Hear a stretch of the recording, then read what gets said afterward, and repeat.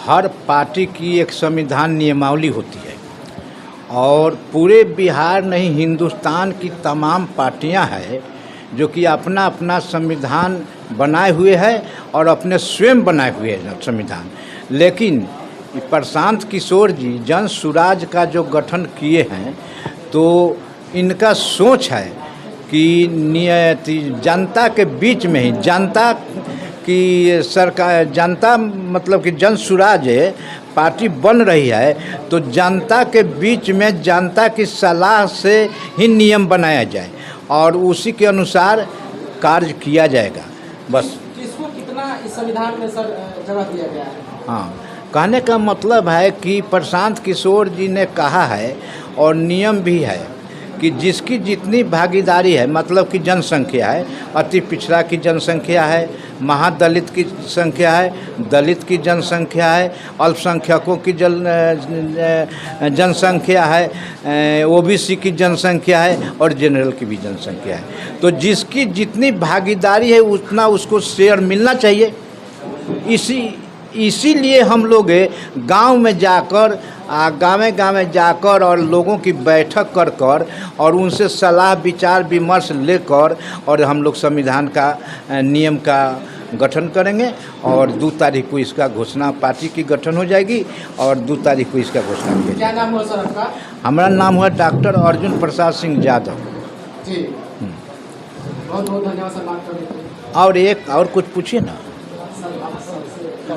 1 minute और। ठीक है बोलिए सर। जैसे कहने का मतलब है कि प्रशांत किशोर जी ने सहयोग किया तो ममता बनर्जी जी का भी सरकार बनाया। प्रशांत किशोर जी के सहयोग से आदरणीय लालू जी भी सरकार बनाए, आदरणीय नीतीश जी भी सरकार बनाए प्रशांत किशोर जी के सहयोग से और आदरणीय केजरीवाल जी भी सरकार बनाए और यहाँ तक कि गुजरात में मोदी जी की भी सरकार प्रशांत किशोर जी के सहयोग से बना। क्या 25 में सर प्रशांत किशोर जी जो है उनकी पार्टी जो गठन होगा 2 अक्टूबर का, क्या सर असर होगा सर? निश्चित असर होगा। सरकार बनेगी और सरकार बनेगी और प्रशांत किशोर जी ने घोषणा कर दिया है कि सरकार बनेगी और उसमें क्या क्या सुविधा लोगों को दिया जाएगा उसका भी घोषणा कर दिया गया है। और हम जनरल सेक्रेटरी थे जनता दल यूनाइटेड में, लेकिन लालू जी का भी 15 साल का सरकार का गठन सरकार चलाए थे उसको भी हमने देख लिया।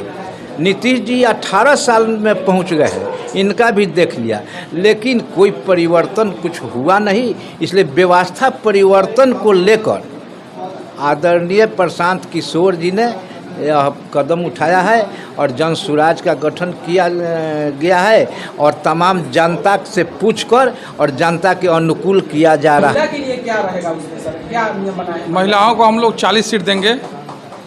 महिलाओं को बिहार में 40 सीट पर लड़ाया जाएगा और आज संविधान सभा में गरखा प्रखंड की आज बैठक थी जिसमें गरखा प्रखंड के हजारों लोग यहाँ उपस्थित थे, आप देखे ही हैं।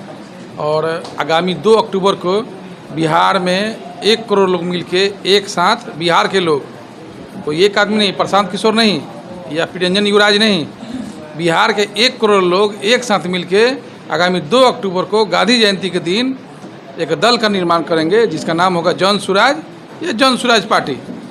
और उसी के संदर्भ में हम लोग दल का संविधान कैसा हो, दल किस आधार पर चले, इसकी नीति सिद्धांत क्या हो, उसके लिए हम लोग यहाँ आम सभा बुलाए थे जिसमें हजारों लोग उपस्थित थे।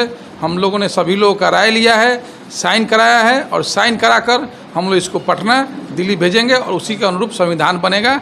आप देख रहे हैं कि बिहार में चाहे देश में ऐसा कोई पार्टी नहीं है जो पब्लिक का राय लेके अपने संविधान बनाया हो। आप देख रहे हैं जैसे राष्ट्रीय जनता दल है, क्या है, परिवार की पार्टी है, और भी लोग है, बीजेपी है, ये स्वघोषित पार्टी है, ये लोग अपने से संविधान बना दिया, जनता से आज तक कोई राय नहीं लिया।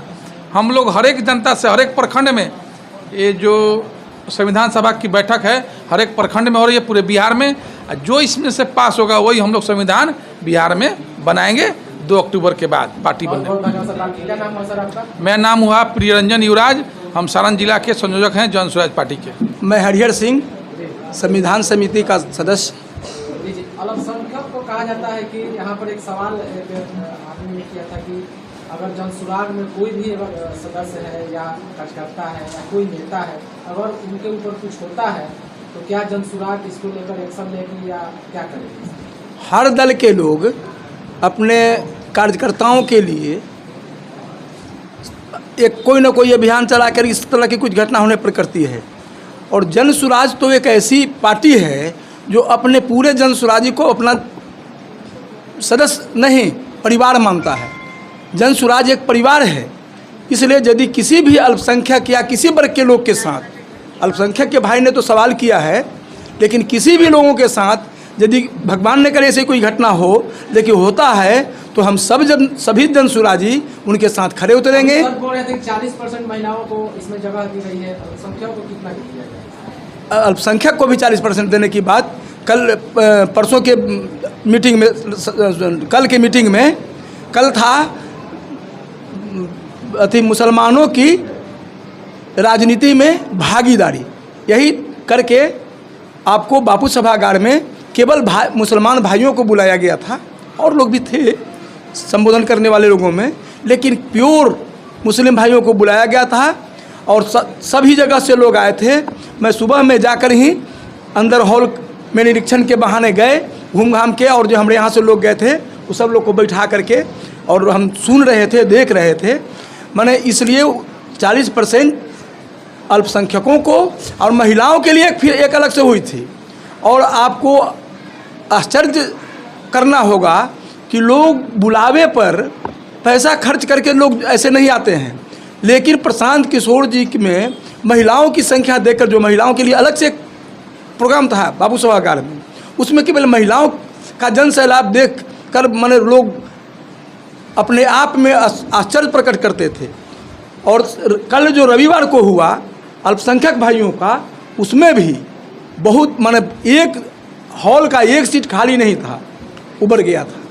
इसलिए मैं कहता हूं कि यह जन सुराज जो है वह एक साफ छवि के लोग रहेंगे, चूँकि इसका स्लोगन ही है सही लोग, सही सोच और सामूहिक प्रयास।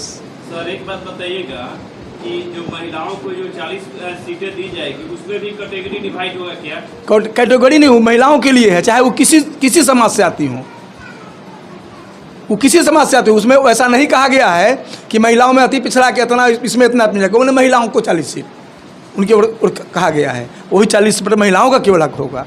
उसमें से सभी वर्ग की महिलाएं हो सकती है। चलिए मोबाइल